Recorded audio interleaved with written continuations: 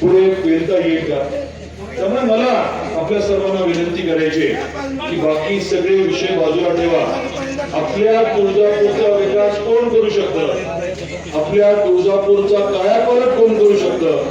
अर्थकारणाला बळकटी कोण देऊ शकतं? आणि आपलं उत्पन्न मोठ्या प्रमाणात कोण वाढू शकतं याचा आपण शांतपणे विचार करा.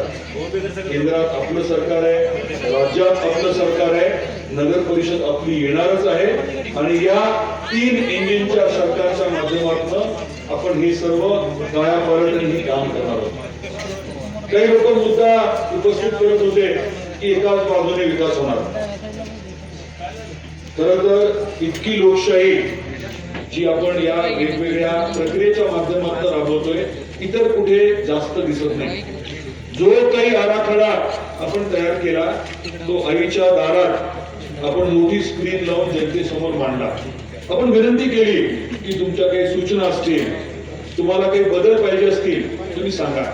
आणि मग सूचना आल्यानंतर एक एक महत्वाचे विषय जे आहेत सूचनेप्रमाणे आपण त्याच्यामध्ये बदल केला आणि ते अंमलात आणलं.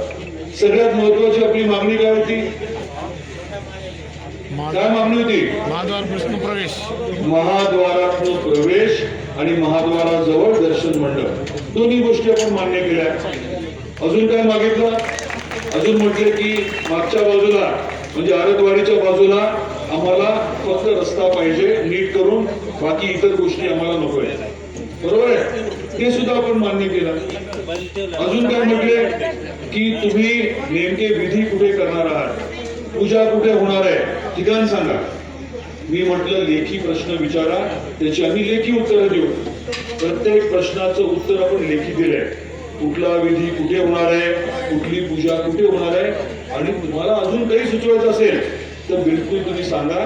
ते सगळं आपल्याला अंतर्भूत करण्यामध्ये काही अडचण नाही. सगळ्यांना बरोबर घ्यायचंय, सगळ्यांना बरोबर घेऊन जे योग्य आहे ते बिलकुल आपल्याला करायचंय. आणि तुम्ही जो माझ्यावरती एवढा प्रचंड विश्वास टाकलाय त्याला बिलकुल त्याला मी येऊ देणार नाही. आज इथे बोलताना आपण 2 मुद्दे स्थानिक मांडले. पहिला मुद्दा जो होता तो हुतात्मा स्मारक ते पावणारा गणपती या रस्त्याच्या बाबतीतला. खरं तर त्यात गोंधळ काय झाला ते पण तुम्हाला समजणं गरजेचं आहे. इतका वेळ का लागला? त्याच्यात अडचण अशी झाली होती की एकदा भूसंपादन केलं म्हटल्यानंतर जेव्हा त्यात काही बदल करायचा असतो, आपलं ठरलं काय होतं, जो एरिया जो भूभाग आपण संपादित केला होता त्याच्यामध्ये आपल्याला बदल करून हवा होता. सरकारी कायदा म्हणतो की असं जर बदल करायचा असेल तर ज्यांची जमीन तुम्ही घेतली होती ती परत देताना त्यांच्याकडनं पैसे घ्या. काय म्हटलं कळालं का?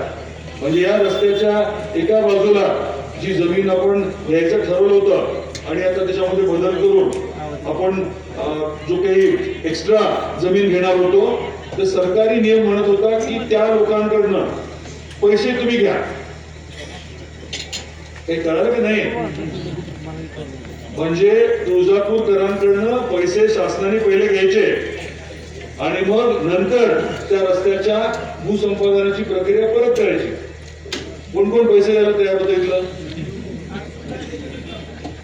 सरकारी नियम तो जो आहे तो बदलण्यासाठी आपल्या अनेक सहकाऱ्यांनी